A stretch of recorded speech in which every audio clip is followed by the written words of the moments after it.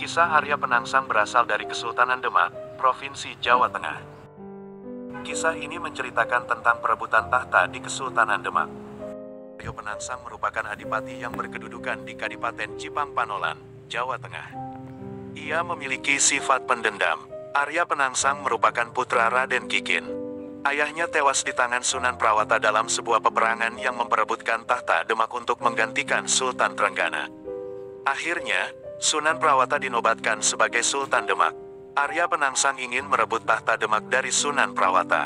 Keinginan itu bukan muncul begitu saja, tetapi juga untuk membalas dendam atas kematian ayahnya. Akhirnya, ia mengutus pembunuh bayaran untuk membunuh Sunan Prawata. Ia berharap setelah Sunan Prawata meninggal tahta jatuh ke tangannya.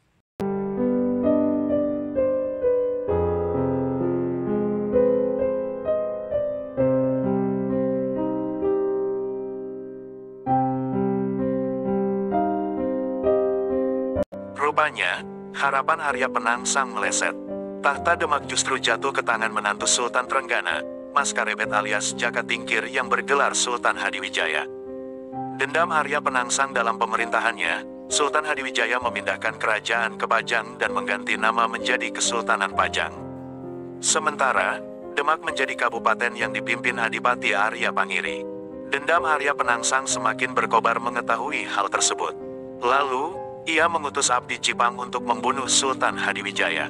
Supaya rencana berhasil, Arya Penangsang meminjamkan pusakanya, keris Ki Brongot Setan Kober, kepada Abdi tersebut. Namun, Abdi tersebut tidak berhasil membunuh Sultan Hadiwijaya. Mereka malah disuruh pulang dan diberi hadiah. Mengetahui hal tersebut, Arya Penangsang murka dan hampir membunuh Abdi Cipang.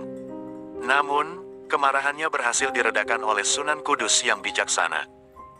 Baca juga, mengenal Keraton Jipang di Blora, mengenang Arya Penangsang dan Kerajaan Demak. Sunan Kudus yang membela Arya Penangsang menyusun rencana untuk membunuh Sultan Hadiwijaya, dengan kedok mendamaikan Arya Penangsang dengan Sultan Hadiwijaya. Lalu, Sunan Kudus mengumpulkan mereka berdua di rumahnya. Sunan Kudus telah menyusun rencana menyediakan kursi yang telah diberi Raja Kalacakra, Raja Kesialan sebagai tempat duduk Sultan Hadiwijaya. Namun, Ki Ageng Pemanahan yang datang bersama Sultan Hadiwijaya berhasil mengingatkan agar Sultan tidak duduk di kursi tersebut saat mereka sampai di rumah Sunan Kudus. Tanpa sengaja, kursi itu malah diduduki Arya Penangsang. Pertemuan yang sedianya menjadi kesempatan Arya Penangsang untuk membunuh Sultan Hadiwijaya pun urung. Malah, terjadi duel antara Sultan Hadiwijaya dan Arya Penangsang yang kemudian dilerai oleh Sunan Kudus. Arya Penangsang merasa dibohongi oleh gurunya, Sunan Kudus.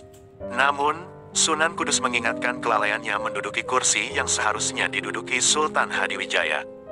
Arya Penangsang tersungkur lemas. Sultan Hadiwijaya yang mengetahui kesialan Arya Penangsang bermaksud melakukan penyerangan balik. Penyerangan dipimpin oleh Senopati, yaitu Danang Sutawijaya, yang juga anak Ki Ageng Pemanahan sendiri.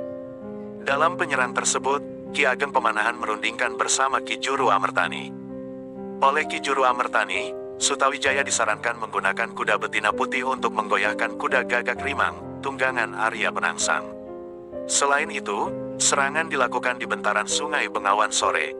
Arya Penangsang yang baru menyelesaikan tirakat Meradang saat menerima surat tantangan dari Kesultanan Pajang. Tanpa berpikir panjang, ia akan menghadapi serangan Pajang. Prajurit Cipang telah sampai di Sungai Bengawan sore.